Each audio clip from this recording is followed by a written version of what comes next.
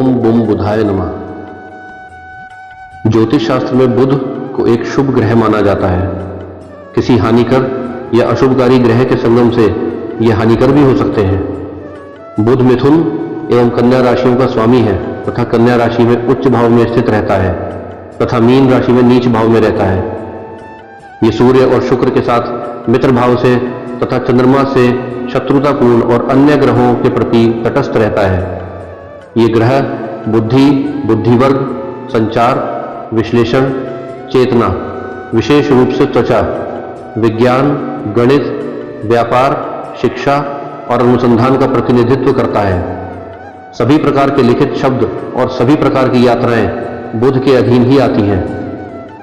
बुध 3 नक्षत्रों का स्वामी है, अश्लेषा, ज्येष्ठ और रेवती नक्षत्र। हरे रंग, धातु, पीतल और रत्नों में पन्ना बुध की प्रिय वस्तुएं हैं। इसके साथ जुड़ी दिशा उत्तर है, मौसम शरद ऋतु और तत्व पृथ्वी है। बुध के प्रकोप से बचने और जीवन में सभी प्रकार के सुख, संपत्ति और वैभव की प्राप्ति के लिए विधिवत बुधवार का व्रत करके व्रत कथा सुननी चाहिए।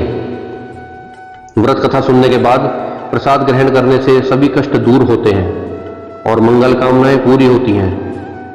बुधवार के व्रत में प्रातः उठकर स्नान आदि से निवृत्त होकर शंकर भगवान को भोग लगाएं। धूप, बेलपत्र, अक्षत और घी के दीपक जलाकर शंकर भगवान की पूजा करें। किसी भी रूप में व्रत कथा को बीच में छोड़कर प्रसाद ग्रहण किए बिना नहीं जाना चाहिए। बुधवार का नियमित रूप से व्रत करने वालों को किसी भी प्रकार का अभाव नहीं रहता। अरिष्ट ग्रहों की शांति के लिए भी बुधवार का व्रत रखने का विधान है। बुधवार के व्रत में प्रयोज्य सामग्री यथासंभव हरे रंग की रखने का प्रयत्न करें। इससे शीघ्र व उत्तम फल की प्राप्ति होती है। बुधवार व्रत कथा। समतापुर नगर में मधुसूदन नामक एक व्यक्ति रहता था। उसके पास धन दौलत की कोई कमी नहीं थी। उसकी पत्नी संगीता रूपवान और गुणवंती थी। वो अपने मायके गई हुई थी। अतः मधुसूदन अपनी पत्नी को लेने बलरामपुर गया। बुधवार का दिन था। मधुसूदन ने पत्नी के माता पिता से संगीता को विदा कराने के लिए कहा। इस पर उन्होंने कहा, बेटा आज बुधवार है, बुधवार को किसी शुभ कार्य के लिए यात्रा नहीं करते। लेकिन मधुसूदन नहीं माना। उसने कहा कि एक ऐसी शुभ अशुभ की बातों को नहीं मानता। उसके बहुत अधिक आग्रह करने पर संगीता के माता पिता ने विवश होकर दोनों को विदा कर दिया। दोनों ने बैलगाड़ी से यात्रा प्रारंभ की, लेकिन अभी मधुसूदन 2 कोस की यात्रा ही कर पाया था कि उसकी गाड़ी का एक पहिया टूट गया। अतः आगे की यात्रा दोनों ने पैदल ही शुरू की। रास्ते में संगीता को प्यास लगी। उसने अपने पति से जल लाने के लिए कहा तो मधुसूदन उसे एक पेड़ के नीचे बैठाकर जल लेने चला गया। थोड़ी दूर जाने पर मधुसूदन को वृक्षों के झुरमुट के पास एक कुआं दिखाई दिया। उस कुएं की मुंडेर पर रस्सी और बाल्टी भी रखी थी। मधुसूदन ने रस्सी की सहायता से कुएं से जल निकाला और पत्नी के पास पहुंचा। लेकिन पत्नी के पास पहुंचकर मधुसूदन बुरी तरह हैरान हो उठा, क्योंकि उसकी पत्नी के पास उसकी ही शक्ल सूरत का एक दूसरा व्यक्ति बैठा था। संगीता भी मधुसूदन को देखकर हैरान रह गई। शक्ल सूरत और वेशभूषा से संगीता दोनों में कोई अंतर नहीं कर पाई। मधुसूदन ने उस व्यक्ति से पूछा, तुम कौन हो और मेरी पत्नी के पास क्यों बैठे हो?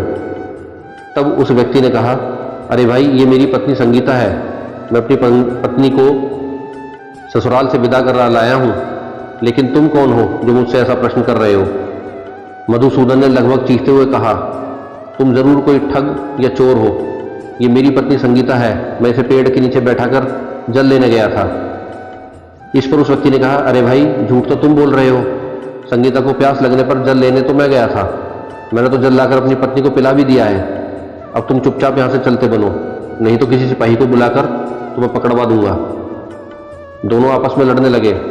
उन्हें लड़ते देख बहुत से लोग वहां एकत्र हो गए। नगर के कुछ सिपाही भी वहां आ गए। सिपाही उन दोनों को पकड़कर राजा के पास ले गए। सारी कहानी सुनाकर राजा से ही कोई निर्णय लेने को कहा गया, लेकिन राजा भी कोई निर्णय न ले सका।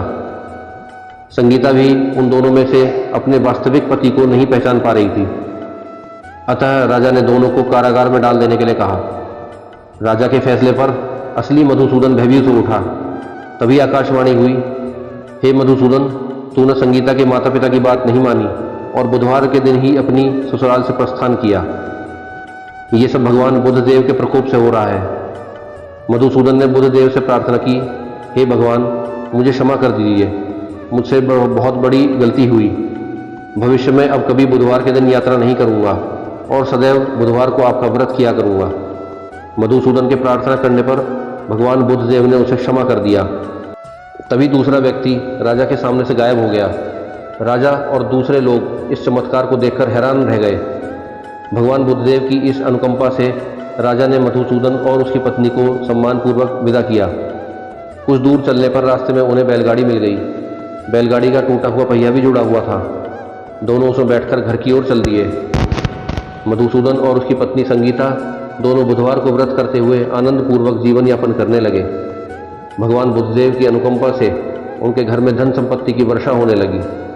जल्दी ही उनके घर में जीवन में खुशियां भर गई। बुधवार का व्रत करने से सभी मंगल कामनाएं पूरी होती हैं और व्रत करने वाले को बुधवार के दिन किसी आवश्यक काम से यात्रा करने पर कोई कष्ट भी नहीं होता। बोलो बुद्ध भगवान की जय।